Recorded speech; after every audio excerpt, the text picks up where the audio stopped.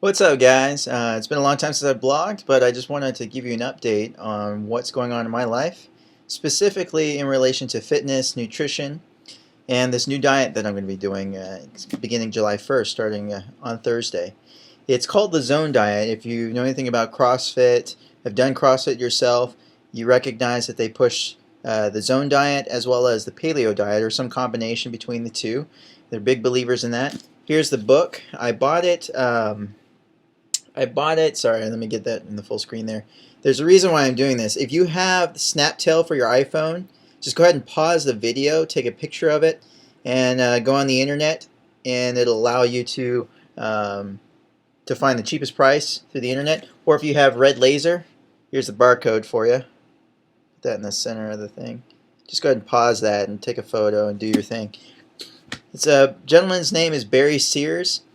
His basic premise of the book, if I could sum it up, is that America's ways of eating, the reason why we're obese is because we essentially don't eat the three macro nutrients in the proper proportion sizes. In other words, the classic diet is low fat, high carbs, low to mid proteins. And so doing that has caused certain hormonal levels in our bodies, which those hormones do and restrict certain things, chemically speaking. So his premise, if I could sum it up really quickly, and you need to read the entire book to really capture how in depth it goes, but is essentially that today's diet is about 0.33 carbs to, or excuse me, 0.33 proteins to carbs as far as macronutrients. And macronutrients are proteins, carbs, and fats. Whereas he pushes a diet that says essentially you should be eating about zero point 0.6 to 0.75, depending on your own body chemistry, of proteins to carbs. So in other words, for every 10 grams of carbs that you eat, you need to have 6 grams of protein and 1.5 grams of fat. And that's considered one block. And depending on how many blocks you can eat throughout your day, you might have, for example, 3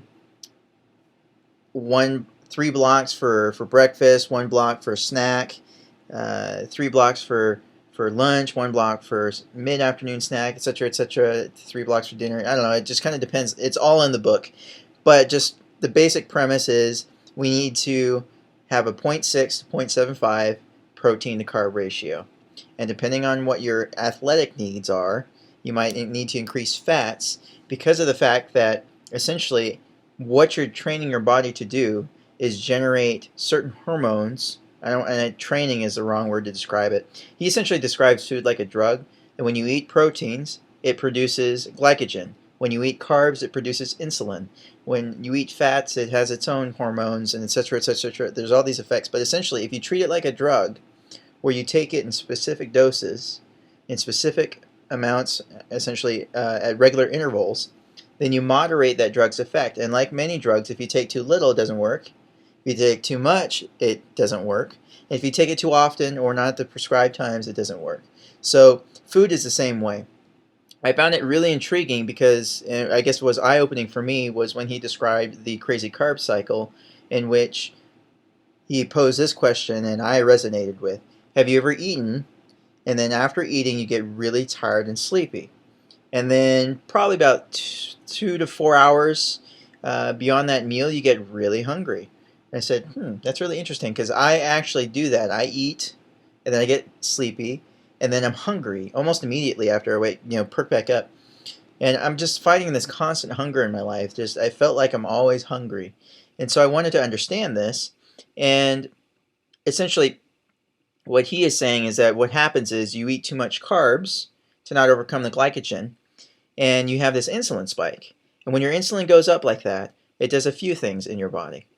Not that insulin is bad, but this is just what happens when you have too much insulin. It consumes all the it consumes all the carbs that were converted into glucose. Now it's in your bloodstream, and so that's why you have the insulin spike. It consumes all that glucose because it can't convert it yet. And what happens is insulin does a few things. It causes your body to store resources, that glucose, that sugar in your blood, and it prevents your liver from releasing glucose that it has to ensure that your brain can have enough glucose to keep running because your brain's actually a glucose powerhouse. I had no idea of this. And it only runs on glucose. So what happens is when you have this insulin spike, it cuts off your supply to your brain. You get tired, sleepy. Then your brain says a signal, I'm starving, I don't have any sugar, to your body to generate this desire to eat more. And that's what happens about 2 to 3 hours, 4 hours in after you've had a meal, you get starving again. And you just go through this crazy cycle because you're starving and then you go and you eat another big meal again, you binge on it and you have too many carbs. And what happens? Insulin spike, brain starves, you get tired, hungry, drives the hunger, you go and eat again, and you have this roller coaster ride of a metabolic system, and it just resonated with me a lot. So I promised myself that I would try this diet just to experiment, and I'm not a diet guy. I really am not. I am very skeptical of diets. I see people come on and come off them. I think that's a combination of it being ineffective as a diet on one hand. On the other hand, it is usually a lack of, I don't want to say willpower, I don't want to demean people, but there is this kind of roller coaster. We want this quick fix, and I'm not interested in a quick fix, and most diets offer that. This isn't a quick fix from when he was describing it. In fact, he said the alternative is true. It's hard because you have to work at it every day, and you have to discipline yourself to only eat certain portions and to measure things. And so one of those things is I went out today to Target and got myself a little digital scale. And you can get whatever you like as far as the scale is concerned, but I wanted this little guy because I'm going to be hanging out with my bud Jer for most of July while Janelle's in Canada. And this little guy is only this big.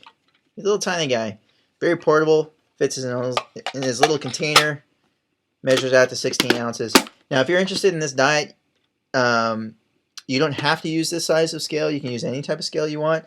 I'm just a cheap dude, so I only want to spend $5, and it's small and it's portable. I can take it wherever I want to go. And I'm not feeding a family, it's just me, so I'm experimenting this on myself. So I just wanted to give you guys a heads up what's going on with me. I've lost 25 pounds of net pounds, I say, since I started CrossFitting back in October. And of course, I say net pounds because I've lost more body fat than that because I've gained muscle mass. So I've lost a lot more than 25 pounds of body fat along the way and gained some more lean body mass, muscles, etc., whatever, you can't really grow more organs, so I guess it would just be muscle. And it's been awesome. I've been really enjoying it. I feel better. I'm going to continue to work out, but like I said, I wanted to explore some other avenues. Nutrition has been a weakness of mine. I like to eat. I really do. That's the only reason I like to cook, is because I like to eat. And so this is something that I can do for myself that will hopefully moderate my caloric intake in a proper manner. I don't want to do it just cut calories, because I think there's also a whole nother side of quality of eating that needs to be taken into account. So when you're doing nutrition, so it's not just lowering how much you eat per day, but also increasing the quality of food so that you can get as many nutrients as your body needs, and high quality nutrients. I have to lay this disclaimer out. I'm not a nutritionist. I'm not an expert. I'm just a dude who's trying this out. And so I just wanted to report on that and kind of give you guys a heads up. And hopefully we could share some results. I'd love to have some tips. If you're a CrossFitter or you've done the zone, feel free to share them with me. I'd love to learn. I love to know more. Like I said, I'm an amateur at this, so I'm just going to try it and see what happens. And I'm going to keep you posted. So be on the lookout for future videos.